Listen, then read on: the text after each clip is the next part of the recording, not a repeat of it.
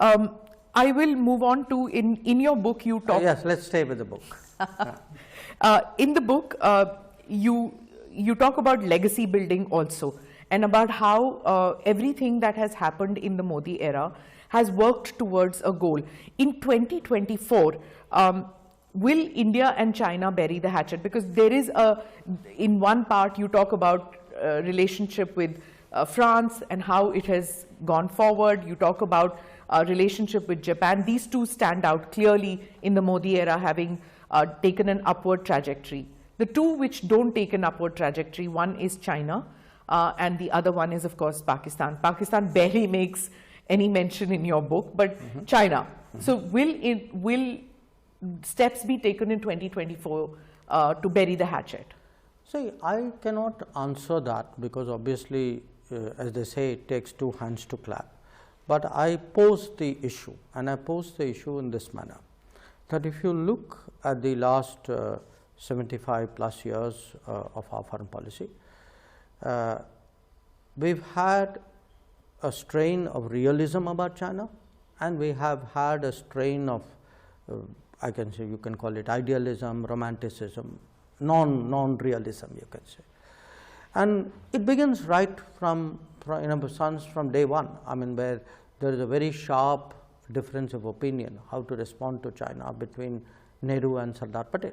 I'm giving a certain attitude here. So I would say the Modi government has been very much more in conformity with the strain of realism which originated from Sardar Patel. And you mentioned the romanticism of the Nehruvian era. Yes, yes. Now, and then you talk about the realism. And I've given some examples. I mean, where you know, even when it came, for example, to the UN Security Council seat. Now, again, it's not my case that we should have necessarily taken the seat. That's a different debate. But to say that, you know, we should first let China, you know, China's interests should come first. You know, that's a very it's a very peculiar statement to make. And you also write that there was no reciprocity in the years after that from China. Yeah, no. So there is a judgment here. There is first a judgment about what we should do, then there is a judgment about what you should expect. You know. So I think today, you know, what will happen with China?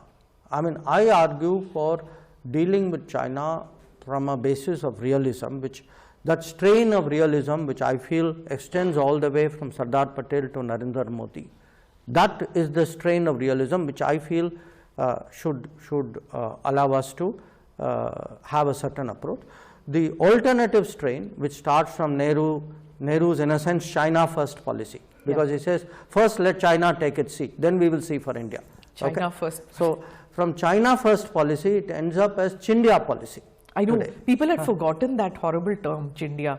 Well, I think you should ask the inventor of the term. Yeah, it's very cringeworthy to read it today. But there you are. Yeah. You've been ambassador in China. You've met with several of your predecessors who were foreign ministers. You as a foreign minister, as an external affairs minister, how do you see the pivot that India has taken with regard to China? No, I don't think, look, I don't believe it's a pivot we have taken. You know, we have tried to construct a relationship which is based, as I say, on three mutuals.